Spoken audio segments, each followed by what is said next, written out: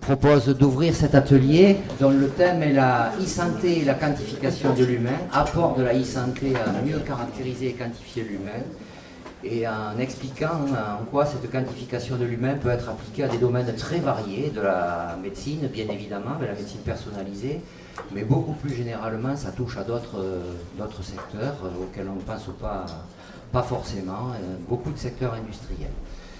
Donc je propose on va faire un petit tour de table des intervenants. Chacun aura une dizaine de minutes pour présenter un petit peu cette problématique de son point de vue, et puis nous finirons par une session de questions-réponses. Donc moi je suis Laurent Braque, je suis le directeur exécutif du MEDES, Institut de médecine et physiologie spatiale.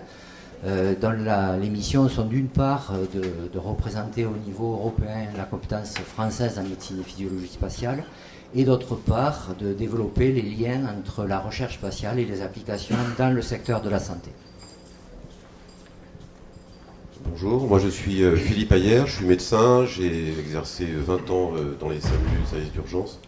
Depuis 2 ans j'ai rejoint le groupe Intermutuel Assistance, qui est une société d'assistance aux voitures, aux maisons et aux personnes. Et donc je vous expliquerai tout à l'heure un point de vue pas trop techno, mais j'espère qu'il sera assez convaincant pour vous. Donc Florence Rezeau, donc moi je suis exécutive expert pour le groupe Airbus, et mon background c'est que je suis ingénieur en aéronautique et docteur en psychologie cognitive. Et donc je vais vous présenter les applications, la quantification de l'humain pour les applications aéronautiques. Alors bonjour, mon nom est Jérôme Bédard pour Kinova Robotique. Je suis ingénieur application et on est les fabricants, les créateurs et les distributeurs de notre bras Jaco et d'autres applications robotiques aussi. Alors je vais vous présenter ça, puis regarder toutes les applications qu'on peut faire avec un robot de ce type.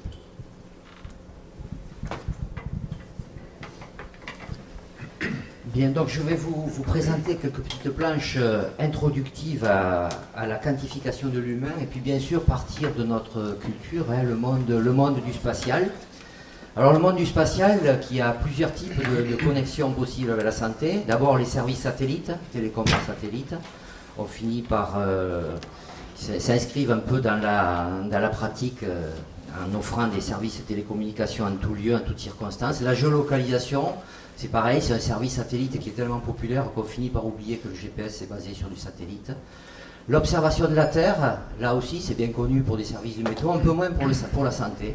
Il y a des sujets de recherche sur la caractérisation de milieux écologiques vis-à-vis notamment de la prédiction de population de vecteurs. Et enfin, le secteur de l'exploration spatiale. Alors l'exploration spatiale, qui est l'espace est un milieu très très spécifique pour l'homme, en particulier l'impesanteur. C'est un modèle d'hypersédentarité. Et donc c'est un sujet d'étude pour mieux comprendre les mécanismes d'adaptation de l'homme à cet environnement et de mettre en place les contre-mesures, les méthodes de médecine préventive. Tout ça font des liens avec des secteurs beaucoup plus généraux de la santé. Alors sur l'interaction homme-machine, Gagarine était déjà monitoré à distance sur les fonctions physiologiques. Et bien évidemment, le spatial est toujours dans une logique de réduction des risques. Un rapatriement sanitaire depuis la station spatiale, c'est possible, mais ça coûte cher. Ça coûte beaucoup plus cher que la plupart des rapatriements sanitaires. Et donc, on est toujours dans une recherche de réduction des risques et d'optimisation de ce qu'on va mettre comme infrastructure médicale à bord, et versus des risques qu'on prend sur la santé des astronautes. L'espace a aussi énormément contribué sur le plan industriel à la formalisation d'interfaces homme-machine, est à la base de standards que l'industrie utilise. Je n'avancerai pas trop là-dessus. Et enfin, le spatial, en réalité, et dans la science-fiction et dans le cinéma, est toujours un sujet innovant sur les interactions homme-système. Dans la problématique de futures missions vers Mars, l'autonomie sur 1000 jours, comment on gère ça, l'interaction entre l'astronaute, l'homme et un système complexe qui est une station, c'est un sujet qui a été illustré sur le fil culte de 2001 Odyssée de l'espace. Et puis la quantification de l'humain qui a été illustrée dans ses potentiels et dans ses limites dans Bienvenue à Gattaca. Donc on revient un peu vers la médecine personnalisée. C'est une évolution forte de la médecine. Si vous regardez les programmes européens, les programmes cadres, les priorités, c'est médecine personnalisée, médecine personnalisée.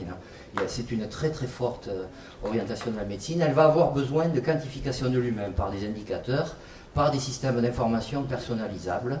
Et retour vers le spatial, nous souhaitons entrer dans ces démarches de recherche pour pouvoir offrir ça à nos astronautes. Alors c'est permis par plusieurs révolutions récentes. La révolution des sciences de la vie, la révolution en HIC, on a connu finalement le décodage du génome. À l'époque c'était un exploit, aujourd'hui ça se fait pour quelques centaines d'euros. Ça évolue vers l'expression des protéines, du métabolisme, et bientôt on saura caractériser le comportement par des méthodes numériques.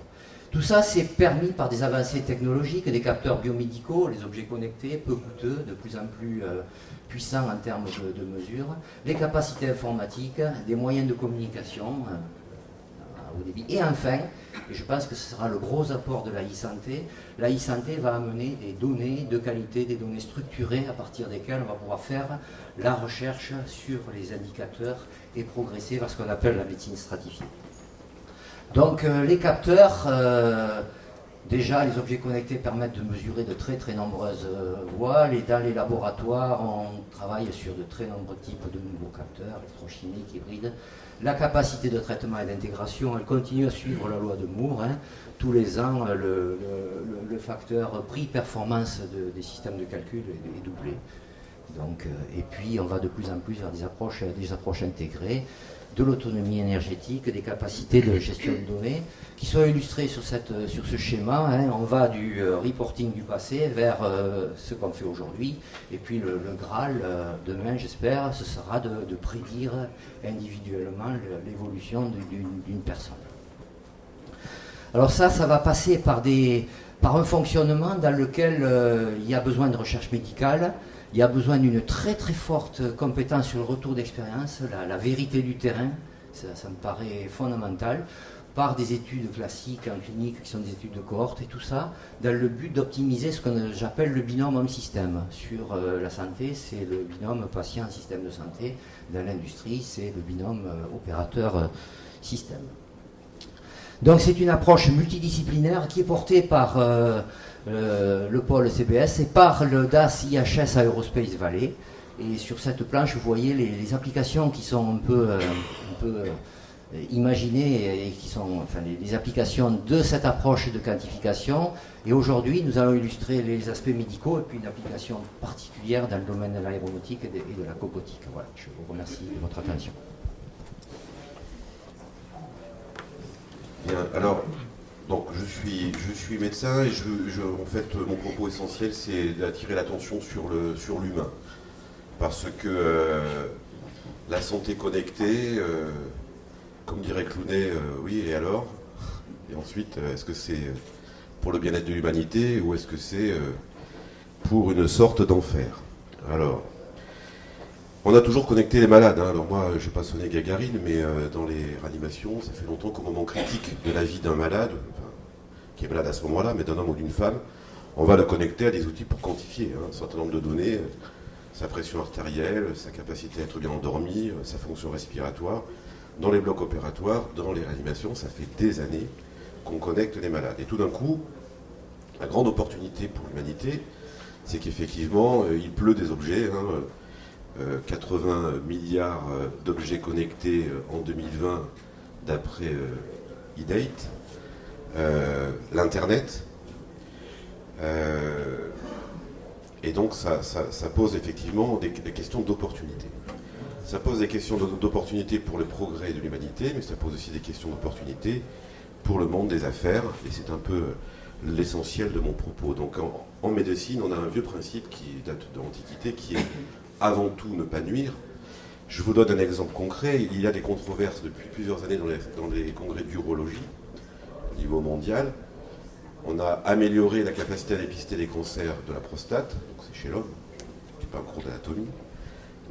Et donc on traite beaucoup plus de cancers de la prostate puisqu'on les dépiste, mais finalement on n'a jamais démontré, c'est un sujet de controverse, que ça améliorait la vie des hommes, voire même que ça pouvait éventuellement leur nuire puisqu'il y a des effets adverses de la chirurgie de la prostate qui font que la qualité de vie qui reste pour l'homme, c'est une vie avec une dysfonction érectile. Alors par contre, effectivement, grâce aux robots, de plus en plus, maintenant les chirurgiens ont des robots assisteurs, notamment dans le cancer de la prostate, qui leur permettent de réduire ces risques-là. Mais finalement, on fait passer quand même les gens en bloc opératoire, parce qu'on a dépisté un cancer, parce qu'on a de l'imagerie, parce que la technologie est là, mais on n'est pas certain que ça améliore en réalité la vie de ces patients. Et donc, l'alerte, c'est ça, hein, vous qui êtes dans le monde des affaires ou qui y serez, c'est les modèles d'affaires, c'est indispensable, hein, l'activité humaine. Si on n'est pas sur un truc rentable, ça ne dure pas. Par contre, il faut bien se rappeler à quoi sert ce qu'on est en train de faire. Et si ça ne sert que les affaires, eh bien, c'est pas certain que ça rende service à vos clients ou à l'humain. Et je vous donnerai un cas concret que vous connaissez tous, qui est Google. Alors donc des objets, il en pleut, hein, donc je ne vais pas détailler cette diapositive. On s'intéresse aux maladies chroniques, aux choses coûteuses, hein, parce que la santé dans le monde est souvent financée par un modèle d'assurance, hein, des assurances santé, avec en France une particularité dans le monde, c'est qu'on a un régime obligatoire qui est géré par le public, de manière paritaire. Ailleurs, c'est la santé privée. Donc en France, on a encore l'accès pour tous. Dans d'autres pays, ce n'est pas le cas. Et les maladies qui coûtent cher sont les maladies chroniques, comme le diabète, en est un. Et donc on a beaucoup de dispositifs. Hein. Là, j'en ai mis 4 par hasard. Alors le dernier, pas par hasard, c'est que vous voyez, même Google. Google, il faut se souvenir quand même que c'est un moteur de recherche Internet au début. Hein. 1998, dans un garage. Hein. Pareil, aux États-Unis, là. Ils inventent un moteur de recherche et aujourd'hui ils font des lentilles de contact pour les diabétiques. Donc c'est quand même intéressant de savoir ça. Et donc finalement, qu'est-ce qu'ils font? C'est quand on couple des objets qui dialoguent avec le réseau qui s'appelle Internet, on se retrouve dans ce qu'on a le monde des data. Alors il y a probablement dans la salle des experts des data. Là j'ai repris un tableau du professeur Olga Ferrer, qui est titulaire de la chaire l'UNESCO pour la santé. Parce qu'il est assez simple, alors c'est beaucoup trop simpliste, mais quand même, il y a une différence entre le big data, c'est-à-dire une donnée qui doit être anonymisée et qui a comme intérêt justement d'agréger des grands volumes pour tirer des informations qui seront potentiellement fiables et utiles, du small data qui est la donnée qu'on va collecter pour le malade en réanimation, demain pour le malade connecté qui sera dans sa vie, mais qui est une donnée médicale dont elle doit être confidentielle, sauf si vous pensez que votre intimité médicale doit être livrée à tout le monde. C'est clair jusque-là, ce que je viens de dire. Ensuite, on a des données, et puis derrière, il y a des grands calculateurs. Alors, il y a une application intéressante, parce que c'est un calculateur a priori vertueux. Je sais que vous avez une présentation hier ou avant-hier du programme Watson d'IBM autour de l'oncologie. Mais on sait donc qu'on a des données, on a des calculateurs qui peuvent nous informer de beaucoup de choses, et des choses qu'on ne sait pas aujourd'hui. Quand vous rencontrez un médecin, y compris quand c'est un grand médecin, au sens où il fréquente les bibliothèques internationales, il va souvent dans les congrès, il se tient informé. Quand vous rencontrez celui-là, déjà vous avez attendu longtemps, et puis vous n'êtes pas certain qu'il dispose de toutes les données acquises, récentes, éprouvées de la science médicale qui reste toujours une science statistique, hein, c'est jamais 100% de chance d'être comme ça. C'est vrai que cet aléa diminue grâce au génome Gattaca et puis grâce au calculateur, mais que la médecine sera malheureusement sans doute, ou heureusement peut-être, jamais une science exacte, même si finalement le financeur pourra dire finalement le médecin qui ne respecte pas les préconisations de Watson est en dehors de son art et on ne rembourse pas l'acte, y compris s'il avait raison. Il faut se rappeler de l'histoire de la médecine, où parfois des grands médecins ont été capables de sauver l'humanité. Hein. C'est pas en étouffant les pestiférants entre deux matelas qu'on a soigné la peste. Hein, par exemple, ça aurait pu être une bonne pratique à l'époque pour éviter à l'humanité d'être contaminée. Alors, tout ça, en fait, ça génère des données, et la question essentielle, c'est la donnée, est-ce que c'est le pétrole de l'économie numérique? Au sens, finalement, l'économie mondiale est soumise aux aléas du prix du baril. Et est-ce que c'est pas cet affairisme qu'on peut avoir autour des données qui risque de nous emporter vers l'enfer, alors que nous avons, grâce à la santé connectée, des opportunités d'améliorer considérablement la santé de l'humanité. Et si je prends l'exemple de Google, c'est une boîte qui a été fondée en 1998. À la base, c'est un moteur de recherche, comme à l'époque AltaVista, comme toujours Yahoo, enfin il y en a un certain nombre. Hein. Sauf qu'ils ont trouvé un modèle économique pertinent qui a été de dire finalement Google c'est mon ami. C'est-à-dire que vous confiez, quand vous utilisez Google, beaucoup plus d'informations que votre meilleur ami. il en sait beaucoup plus de vous. Et du coup, il a collecté des big data qui ne sont pas anonymisés. C'est le modèle, c'est que c'est pas anonymisé, de manière à pouvoir vendre, à pouvoir capter des budgets publicitaires qui vont faire qu'on va vous envoyer de la publicité ciblée.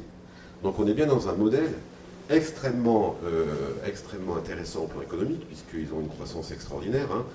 Chiffre d'affaires 2013 ou 2011, pardon, 38 milliards de dollars, dont 96% est d'origine publicitaire, et qu'aujourd'hui ils sont en train de s'intéresser au diabète par lentille de contact, qu'ils ont déjà le système de géolocalisation le plus performant du monde, ils savent où vous êtes, ils savent ce que vous cherchez, ils savent où vous allez, et donc ils peuvent vendre, et ils peuvent avoir la maîtrise sur beaucoup de notre vie.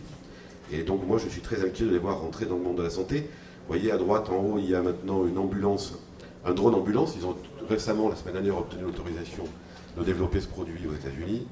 Voilà, il y a quand même beaucoup de questions, de questionnements qui viennent de ce modèle, de savoir si effectivement leur grande idée qui est de dire on va rendre l'homme immortel correspond bien au modèle qu'ils poursuivent.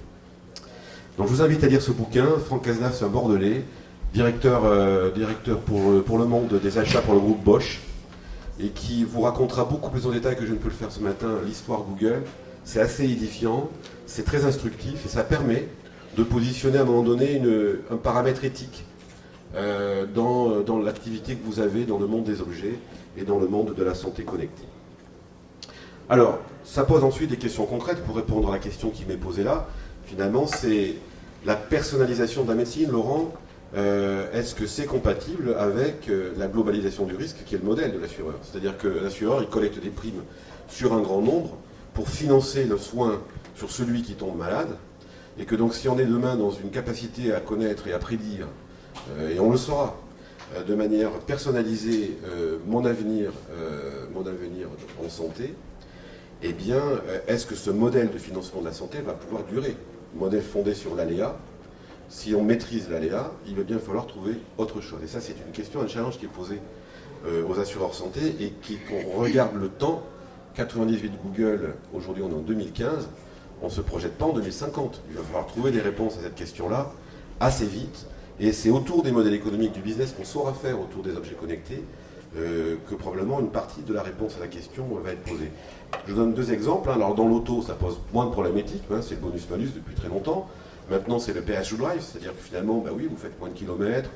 On remarque, grâce au petit boîtier embarqué dans l'automobile, que vous accélérez pas trop vite au feu vert, que vous prenez les virages à une vitesse raisonnable, que vous n'êtes jamais en excès de vitesse, que vous ne conduisez jamais en étant potentiellement endormi, parce que demain, on aura des voitures qui permettront de nous alerter. On les a déjà, ça existe sur le marché.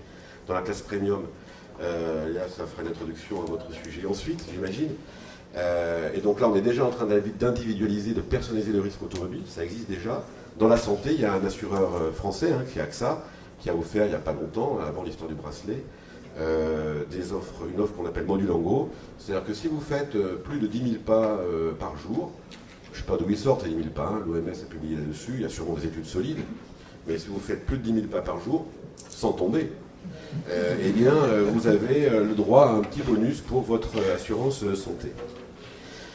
Alors, la vision qu'on a, nous, aujourd'hui de ça, nous, assisteurs, c'est une opportunité formidable de régler un problème que moi j'avais aux urgences. Le problème des urgences, c'est pas tout ce qu'on entend, c'est le problème de garder les malades. Les malades qui viennent, ils coûtent trop cher, il faut trouver des solutions. Mais les malades qui ont besoin de rentrer dans l'hôpital, parfois ne peuvent pas y rentrer parce que ceux qui y sont déjà ne peuvent pas en sortir. Et ils ne peuvent pas en sortir parce qu'ils sont seuls. On est dans une société, là aussi, où l'environnement familial est moins présent que dans d'autres pays. Et donc l'idée, c'est d'arriver à faire sortir les gens à leur domicile avec leur maladie, avec leur handicap, avec leur bras en écharpe, avec la plus grande sécurité possible. Et là, le monde des objets, le monde de l'Internet peut apporter des solutions. Mais il faut qu'on y trouve le modèle économique je ne vais pas m'étendre là-dessus, sauf si vous avez des questions tout à l'heure, parce que les financements qui vont soutenir cette personne isolée viennent de multiples sources, l'assurance maladie, les mutuelles santé complémentaires, l'assurance vieillesse, les collectivités locales, éventuellement le reste à charge. Et donc tout ça est extrêmement compliqué. Et nous sommes en train d'essayer de convaincre tout le monde qu'en coordonnant toutes ces actions, toute cette personne, et en coordonnant les financements, globalement, on fera de l'économie et surtout on améliorera la situation de ces personnes en sortant d'hospitalisation. Voilà, je vous remercie.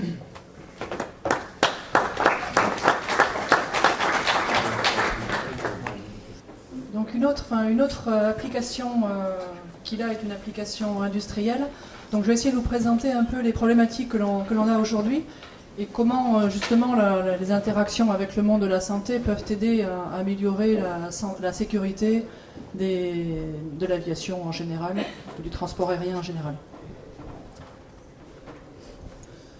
Donc juste pour vous plonger un peu dans le bain aéronautique, donc l'idée qui est première, l'amélioration de la sécurité et de l'efficacité pour les compagnies aériennes, c'est effectivement d'améliorer cette coopération entre l'humain et la machine, exactement la même problématique que dans le spatial. La différence avec le spatial, c'est qu'effectivement l'environnement est un peu différent, il y a du trafic, il y a de la météo qui est souvent défavorable, surtout sur un long courrier, il y a forcément des passages où la météo est défavorable. Il y a le terrain, les obstacles qu'il faut prendre en compte. Et puis il y a cette population de pilotes, si on prend les pilotes, les mainteneurs ou les cabin crew, les personnels des cabines. En fait, cette population, elle est extrêmement vaste. Et donc, c'est pas possible aujourd'hui de considérer, comme on le faisait il y a 30 ans, que l'on va trouver comment fonctionne l'homme moyen, l'homme standard, etc. Ça, c'était la grande mythologie que l'on avait dans les années 80, qui était de définir l'homme standard. On n'a jamais réussi, vous en doutez. Et donc aujourd'hui, le pilote, il peut venir de n'importe quel pays. Il a des états de santé, certes, qui sont très très bien évalués pendant les phases premières, mais c'est un humain, donc il va évoluer en santé. Donc sa santé va être contrôlée, mais néanmoins, au fur et à mesure des années, il va être aussi plus fatigué. Donc il va y avoir des évolutions. Après, même si, avant qu'un pilote ne rentre dans un avion, il est en état de performance acceptable, pendant le vol, il peut se produire des événements qui sont propres à lui-même ou aggravés par le repas de la veille ou par ce qu'il a fait en dehors du travail. Donc en fait, ce que l'on va rechercher aujourd'hui, c'est essayer de voir comment on peut faire du monitoring de l'humain à poste, c'est-à-dire pendant les heures pendant lesquelles il est vraiment opérant un appareil. Que ce soit un hélicoptère, un avion, ça c'est applicable en particulier sur l'automobile actuellement, où les premières recherches ont des applications qui sont déjà en partie installées dans les voitures ou dans les camions pour les longues distances, surtout en Australie, en Nouvelle-Zélande, donc les applications vont très vite. Et donc on a décidé à la fois de travailler avec le monde de la santé et le monde de l'automobile pour essayer de voir comment on pourrait installer des systèmes de monitoring à bord. Les premiers systèmes, très clairement, ils seront orientés sur la fatigue, détection de la fatigue. Après, forcément, on a en tête d'autres incapacités. Le pilote peut très bien avoir la grippe, déclarer une grippe pendant un vol, ou déclarer un autre type de maladie pendant un vol. Souvent, ce sont des états temporaires, contrairement à ce que vous avez dans le monde de la santé, mais néanmoins, c'est un état temporaire qui incapacite, qui fait qu'il ne peut pas exercer l'ensemble de son activité. Donc ce monitoring, il est très important pour nous, mais il n'est pas le seul, le monitoring de la santé n'est pas la seule chose que l'on recherche.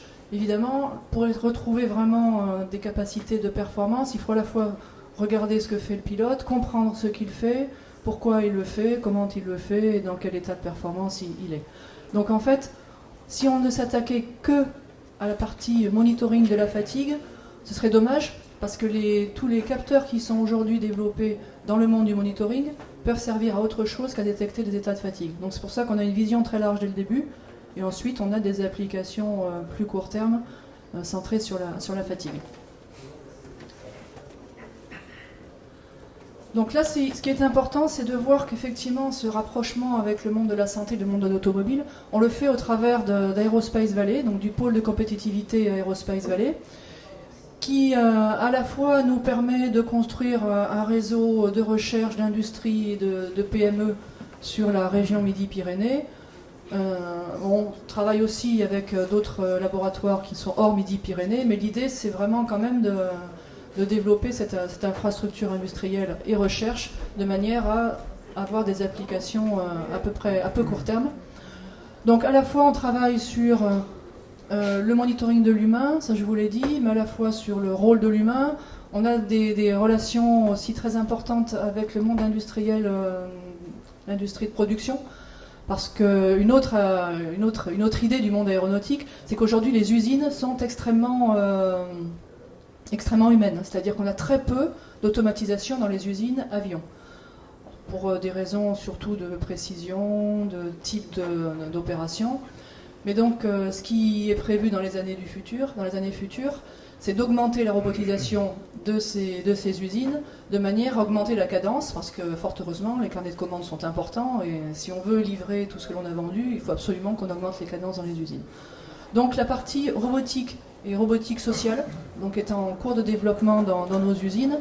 Et donc, robotique et robotique sociale, je fais le lien avec l'autre intervenant de la table ronde. En fait, effectivement, on a aussi à regarder comment ces systèmes techniques et ces systèmes humains vont fonctionner ensemble. Mais vraiment ensemble, pas un qui donne un ordre et l'autre qui exécute. Mais vraiment, il va y avoir un travail partagé et des relations sociales au sens où la proximité du robot et de l'humain avec des tâches partagées va demander que l'un et l'autre comprennent un peu ce que l'autre est en train de faire. Donc c'est un sujet sur lequel on travaille aussi actuellement. Alors les technologies qui vont être utiles pour développer le monitoring de l'humain. Donc ces technologies, je vous l'ai dit, on va les développer avec d'autres secteurs. Alors effectivement, on est très intéressé par le développement des capteurs. Alors il y a les eye trackers, on a le EEG, enfin tous les systèmes qui sont aujourd'hui disponibles avec toutes leurs limitations pour essayer de comprendre l'état de l'humain. Ces technologies, bien sûr, elles sont extrêmement... Enfin, les données issues de ces technologies sont extrêmement bruitées ou difficiles à interpréter.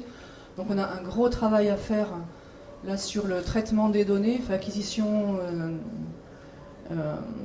données curatives et traitement des données, et surtout aussi un gros travail d'interprétation des données.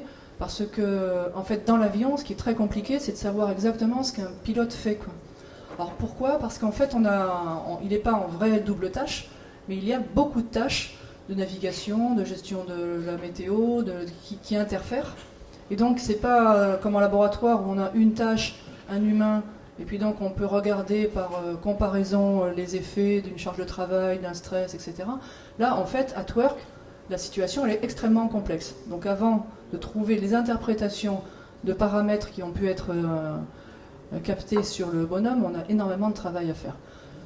Donc ce travail, effectivement, il peut être amélioré par ce qui a été présenté précédemment, c'est-à-dire collecter beaucoup de données pour avoir du retour d'expérience qui nous permettent de traiter un peu mieux les données en temps réel.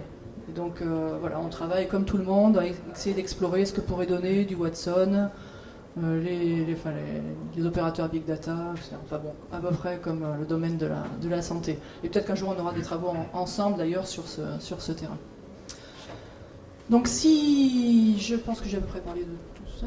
Donc ce qui était important, ce que je voulais vraiment marquer, c'est qu'en fait nous on ne peut pas faire d'études en laboratoire, c'est très très difficile.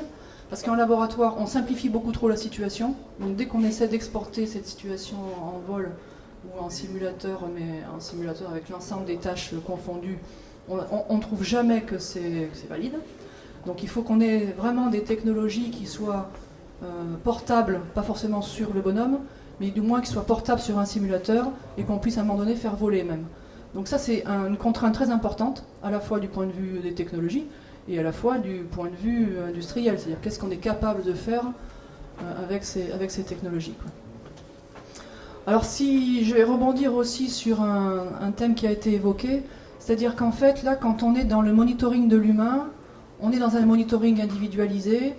Vous imaginez que les opérateurs type pilote ne sont pas du tout favorables à ce genre d'équipement et ce genre de traitement de données. Donc on a un volant social très important qu'il faut vraiment travailler, parce que je rejoins complètement ce qui a été dit précédemment. Si on pense améliorer la sécurité, il ne faut pas dégrader non plus l'individuel. Et donc si on veut qu'un jour il y ait toujours des pilotes qui soient heureux de voler dans un avion, il ne faut pas les transformer en cobayes et en personnages de laboratoire, quoi. Ça, c'est pas compatible avec le métier, quoi. Et donc là on est très vigilant là-dessus. Et donc les premières expérimentations que l'on fait, on les fait avec des pilotes de compagnie aérienne, de manière à voir ce qui est acceptable, ce qui ne l'est pas, et comment, dans la durée, on va pouvoir inscrire ce monitoring de l'humain, quoi.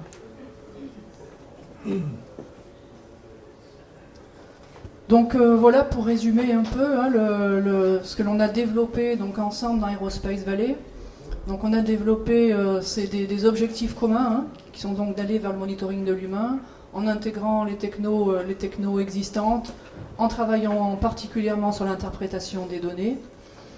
Et puis donc l'idée c'est vraiment de travailler en regardant ce qui pourrait être fait donc en particulier dans un court terme pour donner de l'information à l'humain, donc au pilote par exemple, hein, lui donner son état de fatigue et ne pas agir à l'encontre de ce qu'il est en train de faire, mais plutôt l'informer de son état de fatigue de manière à ce que, en fonction de son état, il ait des stratégies hein, prédéfinies qu'on lui offrirait aussi pour essayer de l'aider à gérer cet état, quoi. Donc c'est vraiment l'idée d'amener un assistant personnel, c'est-à-dire quelque chose qui est en aide pour les humains dans les opérations au travail, quoi. Alors après, les applications que l'on envisage, bien sûr, il pourrait y avoir des travails postés, il pourrait y avoir les téléopérateurs de drones, hein, qui sont aussi dans des positions très statiques, qui doivent rester un certain nombre d'heures à poste, avec une activité qui est fluctuante en termes de charge de travail. Donc on a aussi un grand nombre d'applications derrière, mais on est quand même très très en amont hein, de ces recherches. Aujourd'hui, il n'y a absolument aucun système qui vole. Donc on est très en amont de ces recherches. Voilà, c'est à peu près ce que je voulais vous dire en introduction. Donc on se reverra pour les questions.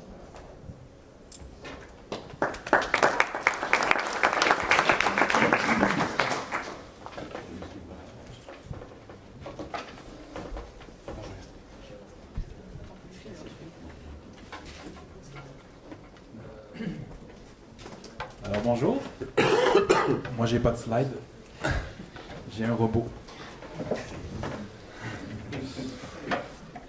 Oui, je suis primaire. Hein. Primaire. Alors oui, mon nom est Jérôme Bellard, donc de Kinova Robotique.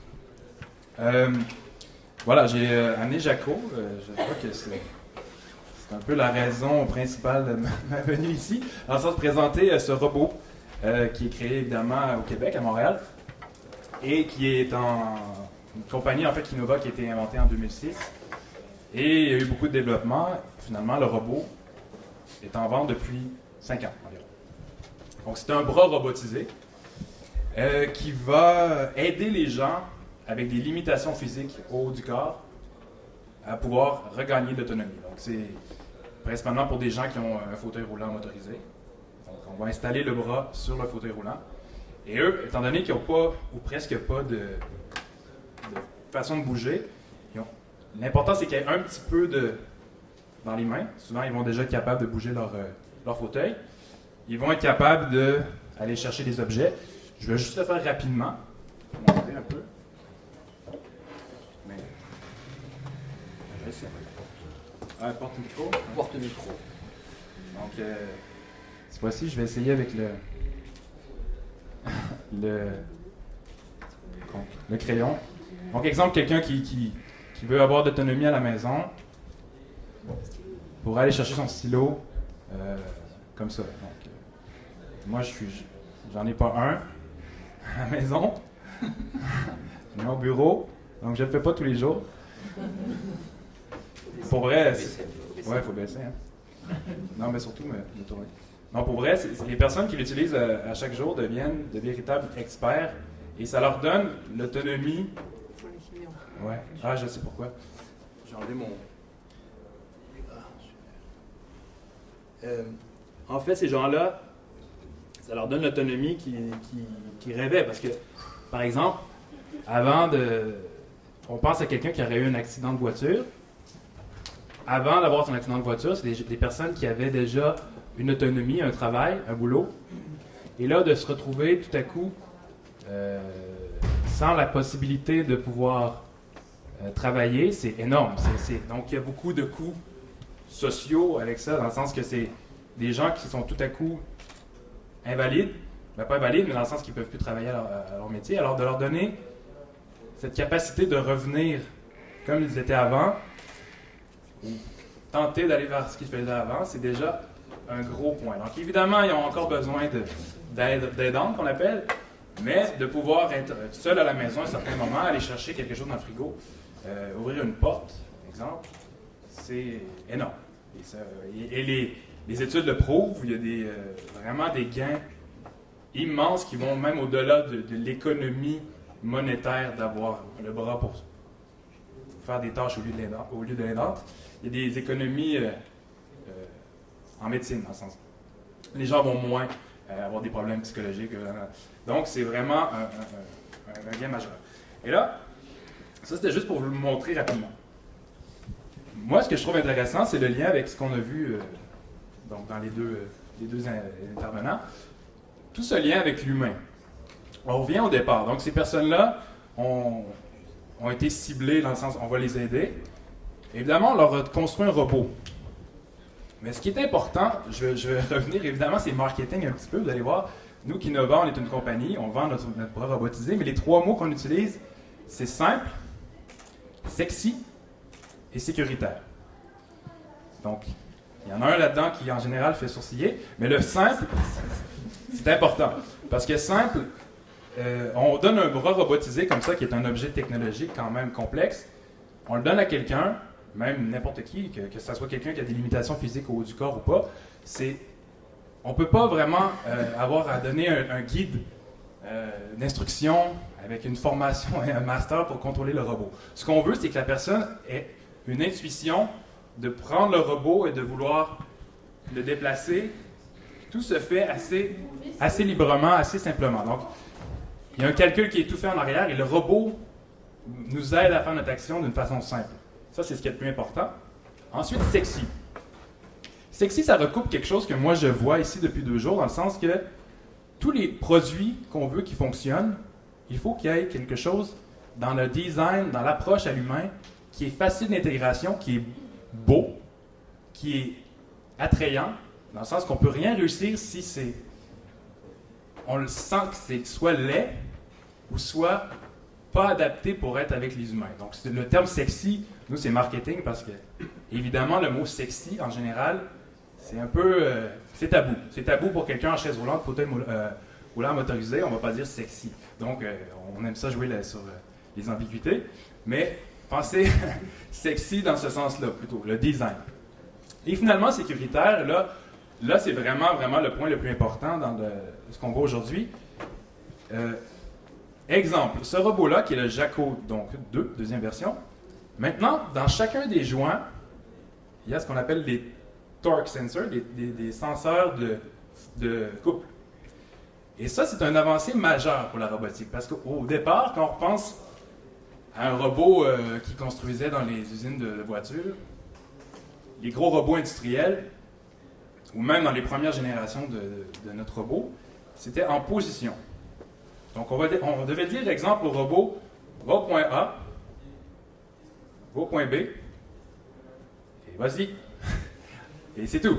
Donc, il va à son point, dépendamment si c'est précis ou pas, ça c'est une autre question, mais il va aller au point. Donc, si on revoit encore l'image, moi j'ai l'image américaine de GM, les gros bras robotisés, aucun employé peut être à côté du bras à ce moment-là, parce qu'il va se faire détruire. Donc, il y a vraiment une notion de sécurité qui maintenant peut être intégrée avec les torque sensors qu'on appelle.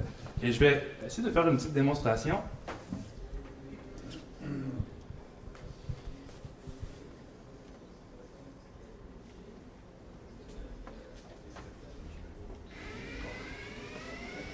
Donc, j'ai fait faire une trajectoire. À un certain moment, le crayon va tomber. Donc, ce qu'on peut faire, exemple, maintenant, c'est si on veut faire une trajectoire au robot. Je l'avais vu venir.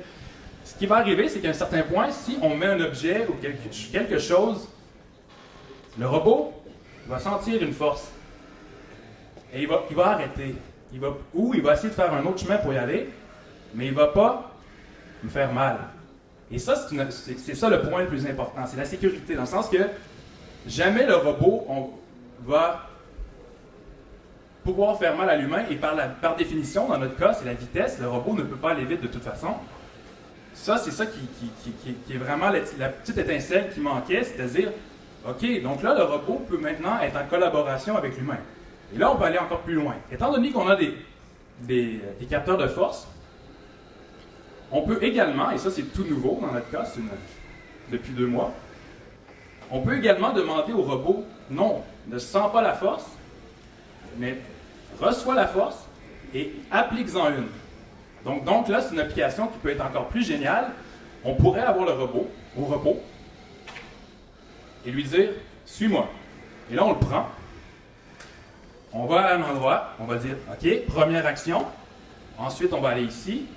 Deuxième action. Ensuite, on va aller là. Troisième action. » On s'enlève et il va. Donc là, on rentre dans un autre pattern qui est la cobotique, dans le sens que le robot devient vraiment collaboratif avec l'humain. Et ça, c'est ça l'avenir d'une certaine façon. Et pour ça que moi, quand j'entends qu'il y a beaucoup d'applications, j'imagine l'usine Airbus, on m'aurait demandé ça tantôt, j'aurais dit ça doit ressembler à GM, les robots qui vont vite, mais non. Donc c'est intéressant d'entendre que les applications industrielles, il y a cette transition-là d'un travail humain-robot qui va plus loin. Et donc ça, c'est vraiment intéressant.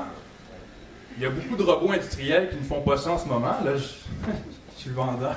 Je suis vraiment un bon vendeur. C'est pour ça que Kinova, on se démarque. C'est qu'on a toujours gardé l'humain dans la loupe, on peut dire, avec nos simples, sexy, sécuritaires. Et donc les applications, comme je disais, donc la cobotique. Et il y a déjà d'autres applications qui sont déjà en développement. En médecine, on peut imaginer le même principe. Un anesthésiste qui veut faire une intubation, il peut avoir de l'aide avec le robot. Et évidemment, le robot, peut-être pas ce modèle, mais des modèles qui vont être développés, il va pouvoir sentir le moindre conflit dans la précision. Peut-être pas celui-là, parce que, exemple, lui ne pourrait pas être dans une salle d'opération en ce moment.